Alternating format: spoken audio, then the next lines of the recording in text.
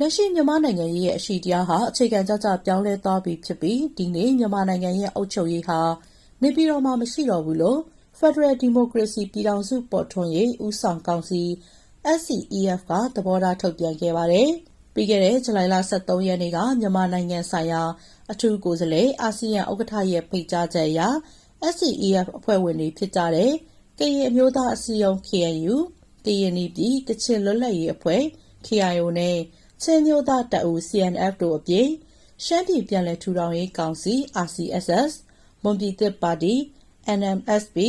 စစ်တပ်တို့အပါအဝင်ထိုင်းဖိလစ်ပိုင်နိုင်ငံခြားရေးဝန်ကြီးတွေနဲ့နိုင်ငံရေးတွေ့ဆုံဆွေးနွေးခဲ့ကြပါတယ်။အဲဒီတွေ့ဆုံဆွေးနွေးမှုတွေဟာ SCEF နဲ့စစ်အာဏာရှင်တွေကြားတရားဝင်နိုင်ငံရေးတွေ့ဆုံဆွေးနွေးပွဲသို့မဟုတ်စေ့စပ်ညှိနှိုင်းမှုလုပ်ငန်းစဉ်စတင်ခြင်းလို့အဓိပ္ပာယ်မကောက်ယူသင့်ကြောင်းလည်း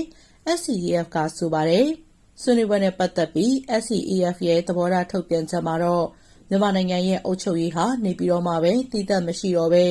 တိုင်းပြည်ရဲ့နေရာအများပြားမှာအုပ်ချုပ်ရေးကိုပြည်내ယူနစ်အခြေခံဖြင့်ဆောင်ရွက်နေကြပြီဖြစ်တယ်လို့ဆိုပါတယ်။အလားတူဒေသကိုစားပြုအာဏာပိုင်တွေကနယ်မြေအတွင်းအုပ်ချုပ်ရေးပြည်သူ့လုံခြုံရေးတရားစီရင်ရေးပြည်သူ့ဝန်ဆောင်မှုတွေနဲ့၎င်းတို့သက်ဆိုင်ရာပြည်သူတွေရဲ့နိုင်ငံရေးဆန္ဒတွေကိုကိုစားပြုပြီးဆောင်ရွက်နေကြပြီဖြစ်တယ်လို့ဆိုပါတယ်။လက်ရှိပကတိအရှိတရားတွေကတိုင်းပြည်နဲ့နိုင်ငံရေးအခင်းအကျင်းကိုအခြေခံအဖြစ်ပြောင်းလဲသွားပြီဖြစ်ပြီး